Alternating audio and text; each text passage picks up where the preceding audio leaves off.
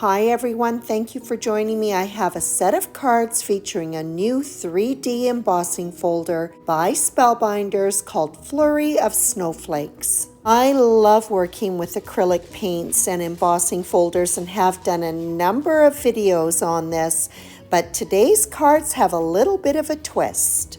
Instead of applying the paint to the flat side of the embossing folder like I normally do, I'm just going to roll it directly on the cardstock panel. This is a very quick and easy way to make multiple cards. I love the look of acrylic paint on cardstock with its matte finish, so nice and smooth, and all of its little subtle color variations.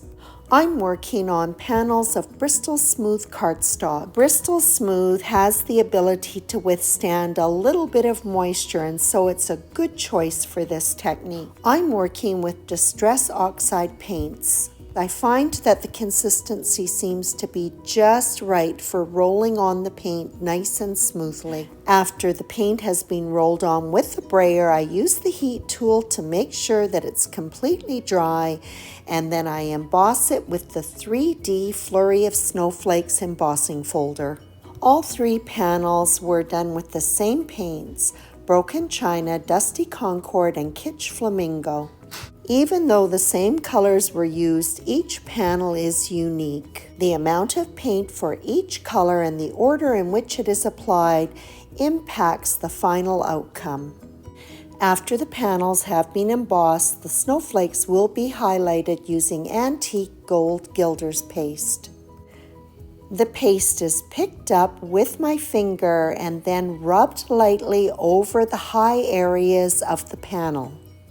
After I'm done, I go back and apply a second coat to really bring out that shine. This is a fast and easy process, and it's really fun watching those snowflakes jump off the panel. The panels are placed in a spatter box, and I use a fan brush to apply Distress Stained Tarnished Brass. The card bases for these cards are A2 size top folding out of black cardstock. They are being matted with gold foil cardstock that measures 5 3/8 by 4 1/8 inches. The embossed panels were trimmed down to card front size, 4 inches by 5 1/4 inches, and adhered to the card bases.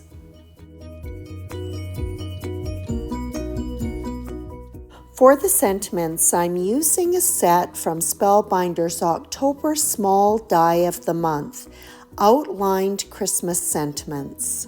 They have been die cut also from the same gold foil cardstock. I'm just using the scripty portion of this die set. It also comes with shadow dies. I love this font. It is very fine, so I'm going to apply Tombow glue, and then I'm going to set it aside to dry completely. When Tombow glue dries, it is tacky and repositionable. It will give me the flexibility to be able to position my sentiment and move it around easily, and it also will prevent any glue smearing on the gold foil. This adhesive does not take long to dry, about 5 minutes, and you know when it's dry because the glue takes on a translucent look. This particular sentiment, I did play around with it quite a bit before I got it exactly the way I wanted it. So of course, this is when I really appreciated working with this repositionable adhesive. This sentiment die set also comes with some foliage and poinsettia dies. I have also added in some die cuts from another set called Stitched Ornament Display. Most of the elements were die cut from vellum paper. For the poinsettias, I did add in a layer of either pink or lavender cardstock and gold foil cardstock. The smaller poinsettia die cuts are from the sentiment set, but the large one is from the Stitched Ornament Display. The larger vellum die cut will offset the smaller stacked poinsettia. The centers of the flowers are finished off with small gold confetti. Branches and holly leaves have been die cut from the vellum. To adhere them to the panel, I'm going to put a couple of glue dots in place. The vellum branches have curled up from the die cutting, so I'm also putting a little bit of glue just along that central stem to help hold them down.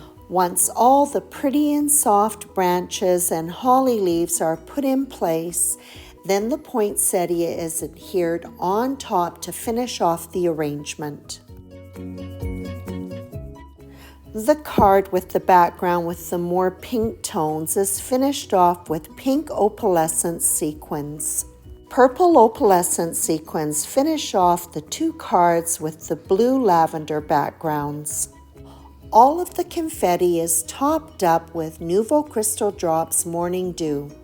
When the morning dew dries, it is clear, giving the confetti a jewel-like appearance.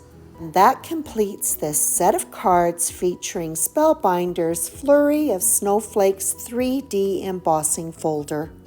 This is a beautiful design, and using it in conjunction with the acrylic paint makes for a set of very quick and easy cards, perfect for multiple card making. I hope you enjoyed this video, and as always, I appreciate your visit.